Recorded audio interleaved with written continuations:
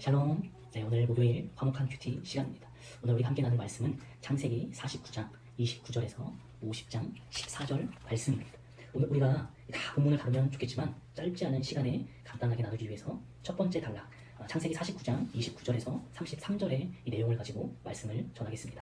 어제 야곱은 자신의 아들들에게 축복의 말씀을 전했습니다. 그리고 나서 오늘 야곱은 유언과도 같지만 살아생전 마지막 이야기를 자녀들에게 전하고 있습니다. 어떻게 보면 야곱의 마지막 메시지입니다. 그 내용은 무엇입니까? 내가 곧 죽을 것인데 나를 애굽 땅에 있는 것이 아니라 가나안 땅 막벨라 밭에 있는 곳에 장사할 것을 이야기합니다. 그곳에는 아브라함과 사라, 이삭, 리브가, 레아가 그곳에 장사되어진 장소죠. 그리고 끝에 33절 하반부를 보니까 뭐라고 이야기하냐? 마지막 숨을 거두고 조상들에게로 돌아갔습니다 라고 이야기합니다. 우리가 죽기 전에 무엇을 남기죠? 유언을 남깁니다. 일평생에 죄를 짓고 중범죄를 지은 죄인들도 마지막 자기가 죽기 전에는 가장 얘기하고 싶은 사람에게 당부의 말, 유언을 전하게 됩니다. 이것은 진실과 가장 하고 싶은 말을 전하는 거죠. 야곱이 지금 그 마지막 유언, 마지막 당부의 메시지를 자녀들에게 하고 있습니다. 그것이 무엇입니까? 자신이 있어야 할 곳은 내 삶이 윤택할지라도 애굽이 아니라 가나안 땅, 약속의 땅, 하나님이 약속하신 가나안 땅이라는 것입니다. 야곱은 요셉의 능력을 가지고 있어서 그 애굽 땅에 왕들이 묻혔던 그러한 호화스러운 무덤에 묻힐 수 있을 것입니다. 그런데 그는 그 애굽의 무덤을 선택하지 아니하고 자신이 있어야 할 자리가 어디인지를 분명히 알고 있었습니다. 그래서 가나안 땅이 자기가 있어야 할 자리라고 이야기합니다. 그 땅이 바로 하나님이 주시기로 한 약속의 땅이기 때문입니다. 이런 원리와도 같습니다. 우리가 이 땅 가운데에 세상에 발을 붙이고 살아가지만 세상에 속한 사람이 아니라 하늘에 속한 사람으로 살아가야 된다는 것입니다. 구별이란 무엇일까요?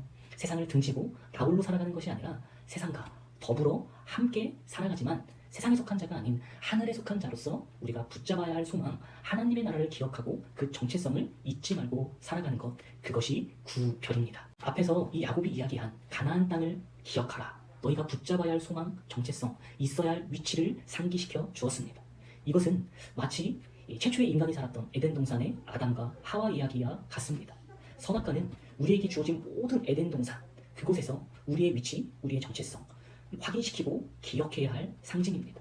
선악과를 보면서 내가 하나님의 피조물이구나, 내가 살아가야 할 방향이 무엇이냐, 정체성을 기억하며 하나님을 경외하고 신뢰하며 살아갈 때 우리에게 주어진 그 하나님의 나라를 누리며 살아갈 수 있다는 것입니다.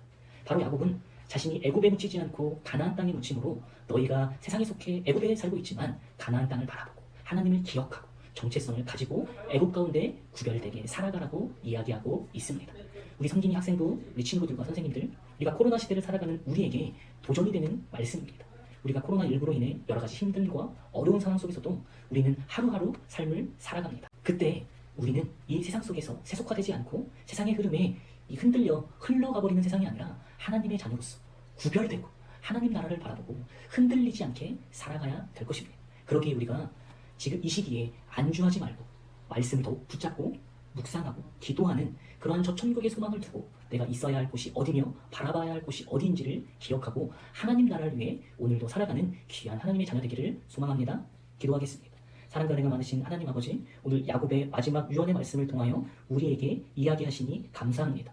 우리가 이 세상 가운데에 살아가지만 세속화되지 아니하고 하나님의 나라를 바라보고 신뢰하고 약속을 붙잡고 살아가야 할 이유를 이야기합니다. 하나님, 힘들고 어려운 시기이지만 우리가 이 시기를 그냥 안주하지 않고 하나님을 바라보고 신뢰하고 약속의 하나님의 나라를 기대하며 소망을 가지며 오늘 하루도 살아갈 수 있도록 인도하여 주시옵소서. 오늘 우리를 이 인생 가운데에 함께하여 주시고 저 천국 하나님의 나라로 끝까지 인도해 주실 예수 그리스도의 이름으로 감사하며 기도합니다. 아멘. 우리 친구들, 오늘도 우리에게 주어진 삶에 최선을 다해 하나님의 나라를 기대하고 소망하고 살아가기를 소망합니다. 그럼 매일매일 큐티하고 묵상, 기도, 기록하는 습관을 몸에 뵐 수 있도록 힘써 주시길 바랍니다. 그럼 다음에 만나겠습니다. 샬롬.